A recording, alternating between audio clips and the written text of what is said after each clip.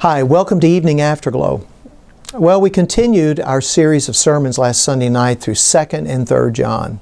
These are very small but wonderfully powerful pastoral epistles. I call them pastoral epistles, not in a technical sense, but they're written by John as a pastor, as he watches over the churches to which he was writing these things. And he addresses a particular individual in 3rd John, verses 9 and 10. The guy's name is Diotrephes.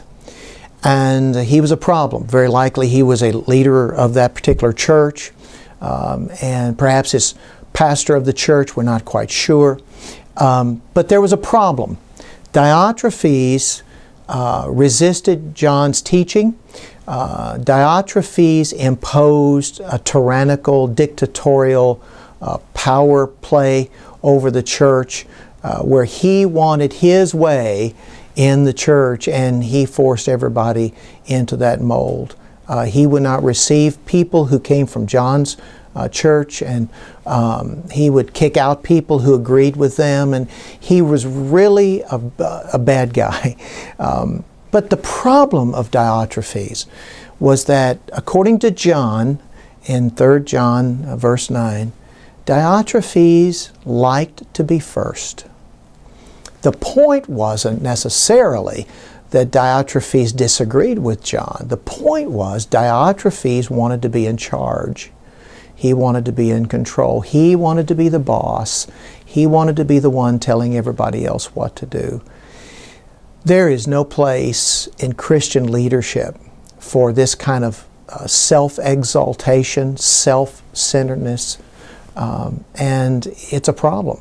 Self is at the very heart of sin. It's not about us, is it? And really the gospel is the correction of that.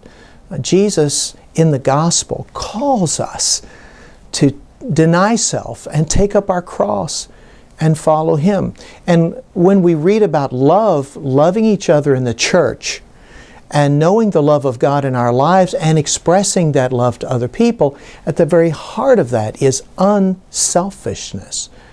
There is no way that self-centeredness advances the cause of Christ in our own lives or in the church itself. Now, all of us struggle with selfishness. It's at the very heart of our sinful humanity. I'm saying to us today, let's fight against that. Let's recognize that for what it is. Let's be open and honest. Sometimes it takes some courage to be honest. Hey, what about me?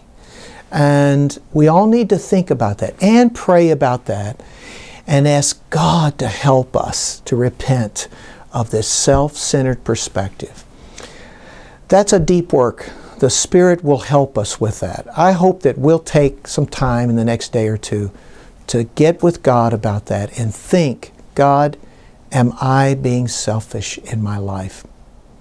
And if you're honest and the Lord works in your heart and life, I think you'll discover a personal revival in your own soul as God restores you from that self-centered way to a Christ-centered way.